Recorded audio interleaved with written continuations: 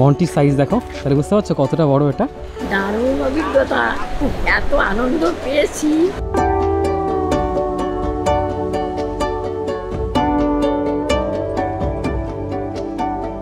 4:55 এখন, ট্রেন অনির্দিষ্ট সময়ের জন্য লেট। সামনে প্রচুর প্রচুর নৌকো, এই দেখো একটা নৌকো এদিকে আসছে।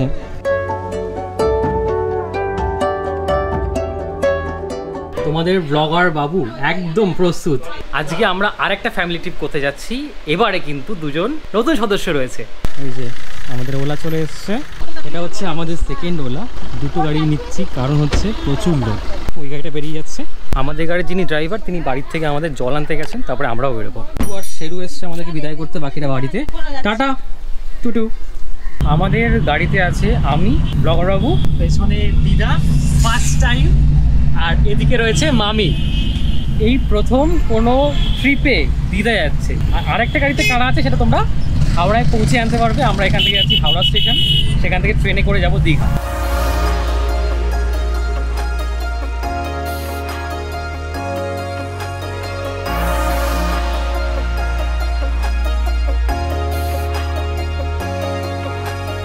সময় এখন মোটামুটি 3টে বেজে গেছে। অনেকক্ষণই আমরা হাওড়া স্টেশন চলে এসেছি, কিন্তু ট্রেন অনির্দিষ্ট সময়ের জন্য লেট। লাস্ট আমি খবর নিলাম ওখান থেকে তমলুকে আছে, ওখান থেকে কখন এখানে আসবে, এখান থেকে ছাড়বে সেটা জানি না। তো আমরা একটু রেস্ট করছি এখানে, বসার জায়গাও সব ফুল, ভেতরে বসার জায়গা পাইনি। দিদা, মামি, আরেক দিদা, ছোট দিদা, তিনজন এখানে বসে আছে। লাগেজগুলো এখানে রেখেছি। হ্যাঁ, ভাই এখানে গেম খেলতে শুরু করে দিয়েছে। ভাই আর বড় মামা এখানে বসে। কি গেম খেলছিস? গেম খেলছি না, ফোনে দেখছি। কি খেলবি বল? দেখি কি খেলি।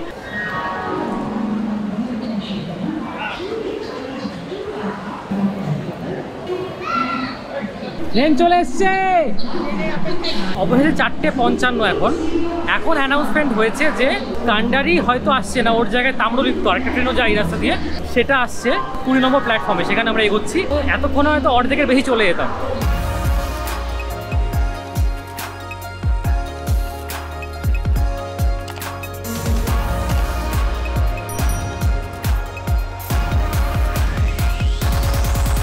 ছোট দিদা, মন্টি আর বড় মামা এরা ছিল আরেকটা উবেরে। যা হেনস্থা হলো, ট্রেন প্রায় 3 ঘন্টা লেটে এসছে। হয়তো 10:30 11টা বেজে যাবে আমাদের হোটেল পৌঁছাতে। দিদার সাথে একটু কথা বলবো। দিদা, অনেকদিন পর এরকম একটা ট্রেন জার্নি। শুরুতে কিছু খারাপ হয়েছে ঠিকই, কিন্তু এখন মোটামুটি ঠিক আছে।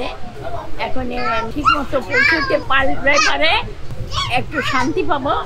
তা না হলে সারাদিন খুবই কষ্ট করেছি। কি বলবো, এই গরমে ভীষণ কষ্ট পেয়েছি। সবারই সেটা হয়েছে।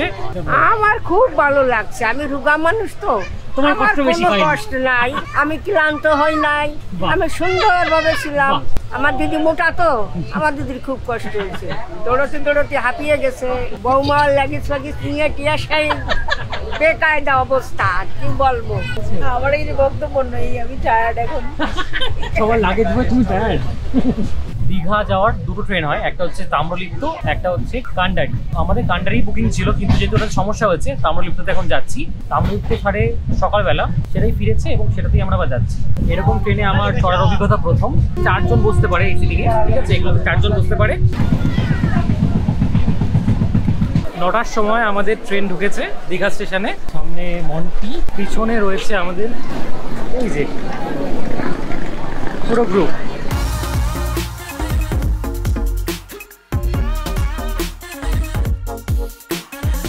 দীঘা স্টেশন থেকে তোমরা যদি বাঁদিকে যাও তাহলে তোমাদের ওল্ড দীঘা পড়বে, আর ডান দিকে পড়বে নিউ দীঘা।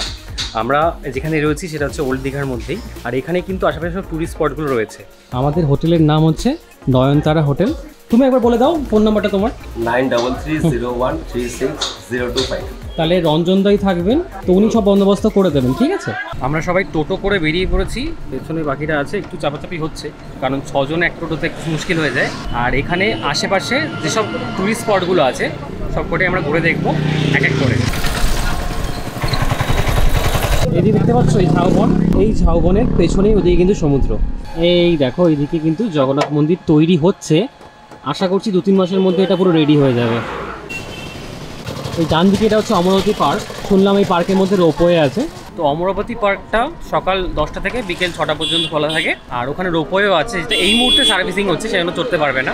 তার পেছনে আরেকটা পার্ক আছে, সেখানে টয় ট্রেনও চড়ানো হয়। ওই পার্কটার নাম হচ্ছে কাজলদিঘি পার্ক, আর ওটাতে 3 পাক চড়ায় টয় ট্রেন, 25 টাকা করে নেয়। জাহাজের আদলে একটা অফিস তৈরি করা, এটা হচ্ছে দীঘার শঙ্করপুর উন্নয়ন কর্তৃপক্ষ। এইটা পুরোটা হচ্ছে সায়েন্স সিটি, দীঘার সায়েন্স সিটি। এদিকে হচ্ছে কাজু বাগান, রাষ্ট্রীয় কাজু উদ্যান। এই সামনে যে ব্যারিকেড দেখতে পাচ্ছ, এরপর থেকে কিন্তু উড়িষ্যা শুরু হয়ে যাচ্ছে। হ্যাঁ, দীঘা বর্ডার এটা। তার মানে আমরা কিন্তু এখন উড়িষ্যায় ঢুকে পড়েছি। হ্যাঁ, সব উড়িয়াতে লেখা। প্রথম মন্দিরে আমরা চলে এসেছি। সামনে যে মন্দিরটা দেখতে পাচ্ছ, এটা হচ্ছে রাধা মাধবের মন্দির। এখানে ইতিমধ্যে অনুষ্ঠান চলছে, তার জন্য দেখো অনেক আওয়াজ। এই যে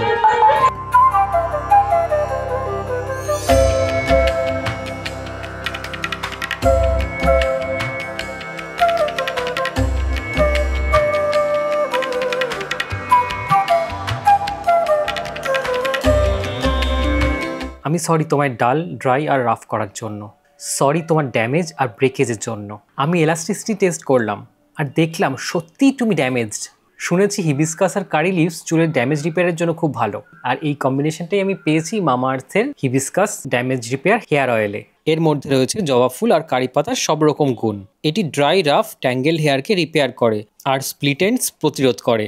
অয়েলটি ভালো করে স্কাল্পে আর চুলে ম্যাসাজ করে নিতে হবে। এর সাথে মামা আর্থের ড্যামেজ রিপেয়ার শ্যাম্পু ইউজ করলে আরও ভালো রেজাল্ট দেখতে পাবে। তেলটা অ্যাপ্লাই করার পর খুব সুন্দর একটা শাইন আমার চুলে এসেছে।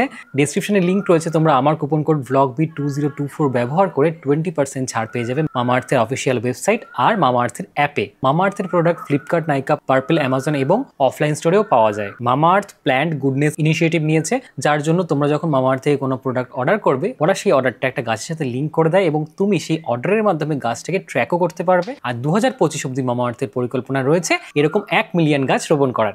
নেক্সট আমরা চন্দ্রেশ্বর বাজারে চলে এসেছি। এখানেই তোমাদের পড়বে চন্দ্রেশ্বরের মন্দির। এই হচ্ছে সেই বাজার এরিয়া, এবং আজকে বেশ ভিড়। মন্দিরের সামনেই চলে এসেছি। ভেতরে ঢুকলে কিন্তু জুতো খুলতে হবে, আর এই ওদের মধ্যে আমি ভেতরে ঢুকবো না, তোমাদের বাইরে থেকে একবার দেখানোর চেষ্টা করছি আমি। এটা হচ্ছে পেছনের গেট, এই হচ্ছে মন্দির পুরো। অনেক লোক আজকে, এবং ওইখানে না লাইন দিয়ে কিন্তু লোকে পুজো দিচ্ছেন। এটা হচ্ছে চন্দনেশ্বর মন্দির, ভেতরে শিব ঠাকুরের মূর্তি আছে। এটা পেছনের গেট বললাম, এই দিকে আরেকটা গেট রয়েছে, আর এটাকে ঘুরে ওই দিকে হচ্ছে মেইন গেট, ওই সাইডটায়। রাস্তার পাশে এসে দাঁড়িয়েছি। এটা হচ্ছে কাজু গাছ, দেখো কাজুর ফুল হয়েছে এরকম, সুন্দর সুন্দর সব ফুল, লাল লাল ফুল। ওই দেখো তালসারি হেলিপ্যাড, ওটা এইচ লেখা তালসারি সি বিচ ওই নিচে। আর এখান থেকে অনেকটা নিচে না রাস্তাটা নামছে, তাই টোটোগুলো ওখানে যায় না, টোটোগুলো এখানেই দাঁড়ায়। সকাল থেকে ব্রেকফাস্ট হয়নি, তাই এখন আমরা ব্রেকফাস্টটা সারবো, তারপর বিচের দিকে একটু যাওয়ার ইচ্ছে রয়েছে। টুপিটা তো তোমার দারুণ হচ্ছে, ভালো আছে। রোদের জন্য নিয়ে এলাম। আর কি খাচ্ছে একবার দেখিয়ে দাও। ডিম টোস্ট। ডিম টোস্ট খাচ্ছে মামি। এদিকে মন্টি প্রায় শেষ করে দিয়েছে, আর আমার জন্য ডিম টোস্ট রয়েছে। এদিকে বড় মামা খাচ্ছে মুড়ি আর ঘুগনি।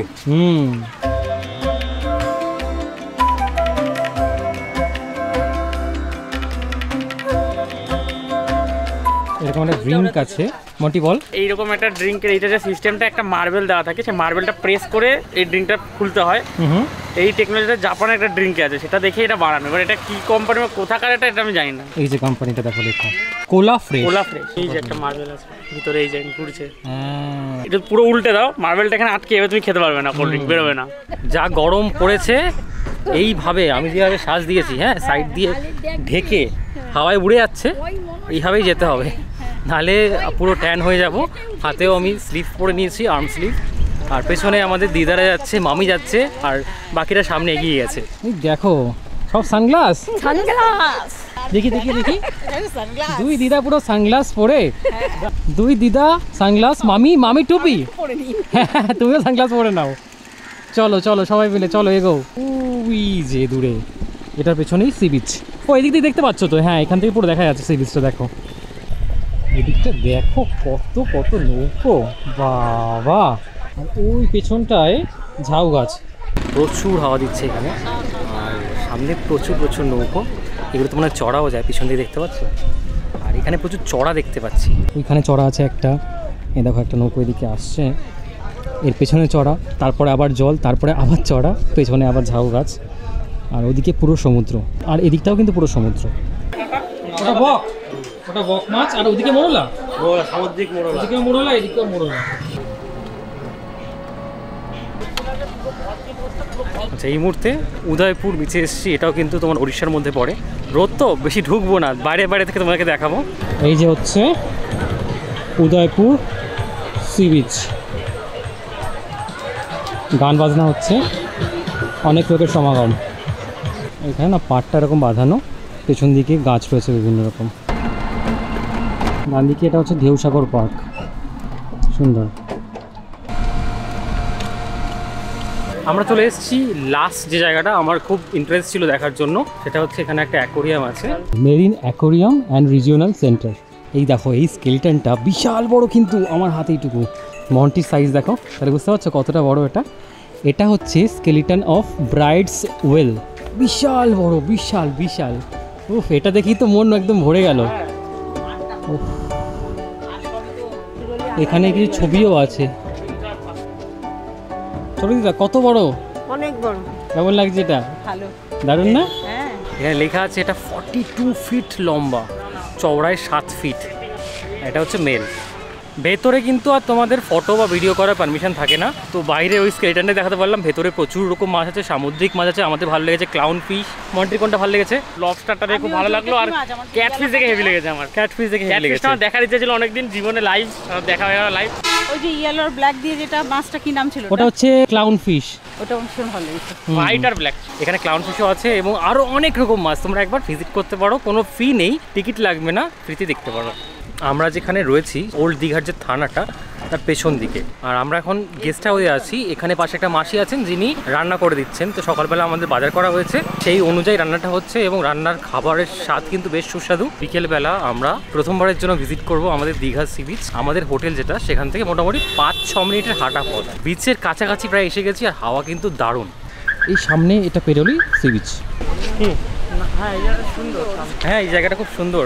আমি, মামি আর ভাই এসেছি। মামি, কেমন লাগছে প্রথম? ভালো। আমার কিন্তু দীঘা এটা দ্বিতীয়বার। আগে অনেক ছোটোবেলায় এসেছি, সেটা মনেও নেই, তখন হয়তো এরকম ছিলও না। আমিও আগে একবার এসেছি, তখন এরকম ছিল না। আর এদিকে উপর দিয়ে পাথর দাও, দূরে সি বিচটা, হাওয়া দিচ্ছে, ঢেউ দিচ্ছে সব। আর এখানে বিচের পাশে যে রাস্তাটা, সেটা দিয়ে হাঁটছি, তো সেখানে প্রচুর লোক তাদের পসরা সাজিয়ে বসেছে। খাবার দোকানও রয়েছে, লোকজন বসেছে। এদিক দিয়ে খাবারের দোকানগুলো রয়েছে। এখানে একটা সুন্দর গেট মতো আছে, সন্ধে হলে লাইটিংয়ের জন্য আরও ভালো লাগবে। চারিদিকের ভিউটা আমি দেখাচ্ছি। স্রোতের আওয়াজগুলো আশা করি শুনতে পাচ্ছ। যে এরকম পাথর দেওয়া, ওইখানটা কিছু লোক নেমেছে, ওখানটা একটু নামার জায়গা আছে এখান দিয়ে, তো ওখানে অনেক লোক দাঁড়িয়েছে, আর কিছু লোক এখানে স্নানও করছে।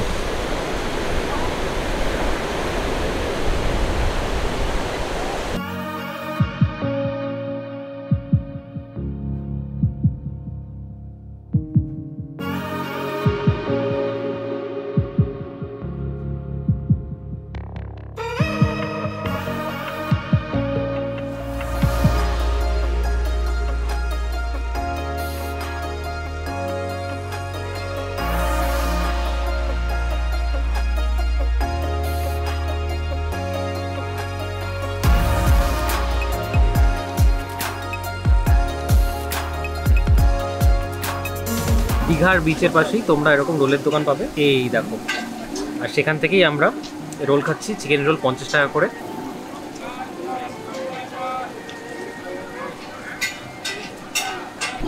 কেমন লাগছে? ভালো। দুজনের শ্বাস ওদেরকে এবার দেখাবো, মানে আমাদের দিদারা এত সুন্দর সেজেছে বিচে আসবে বলে। একবার দেখো, দুই বোনে পুরো চুড়িদার পরে বিচের হাওয়া খাচ্ছে, ফুরফুরে উঠছে। কেমন অভিজ্ঞতা আজকের? দারুণ অভিজ্ঞতা, এত আনন্দ পেয়েছি এই বিচে এসে, তা বলে বোঝাতে পারবো না। ওদিকে রবীন্দ্রসঙ্গীত হচ্ছে, মনটা ভরে যাচ্ছে রবীন্দ্রসঙ্গীত শুনে। আর সাথে হাওয়া ঠান্ডা, তার সঙ্গে হাওয়া এবং সমুদ্রের ঢেউ, ভীষণ ভীষণ মজা লাগছে। আপনার কেমন লাগছে? আমার খুব ভালো লাগছে। ভালো লাগছে? মজা করছো? হ্যাঁ মজা করছি, হাওয়া খাচ্ছি। খাওয়া দাওয়া হয়েছে কিছু? হ্যাঁ মুড়ি খেয়েছি, চা মুড়ি খেয়েছো? খেয়েছি। ঠিক আছে, এইটুকুই রাখ। একটা জিজ্ঞেস করো হ্যাঁ, যে তুমি তো ধর্মীয় জায়গায় যেতে চেয়েছিলে, সেখান থেকে কি এখানে আনন্দ কম করছো? বলো। না ধর্মীয় জায়গায় গিয়েছিলাম তো, বাবা ভোলানাথের মন্দিরে গিয়ে দর্শন করেছি, রাধা গোবিন্দ মন্দির দর্শন করেছি, ব্যাস। খুব আনন্দ হ্যাঁ, পেয়েছি। আবার সমুদ্রও দেখে নিয়েছি। সমুদ্রও দেখে নিয়েছি, বাহ। খুব ভালো লাগছে। এই পর্বটা আমরা এখানেই শেষ করছি। যদি তোমাদের কোনো কারণে ভালো লাগে একটা লাইক করতে পারো, আমার চ্যানেলটাকে সাবস্ক্রাইব করতে পারো, আমার অন্য সিরিজ অন্য ভিডিওগুলো দেখো, শর্টসগুলো দেখো, আমি এখন শর্টসও দিচ্ছি। দেখা হচ্ছে পরবর্তী কোনো একটা ব্লগে। ততক্ষণের জন্য সবাই ভালো থেকো, টাটা।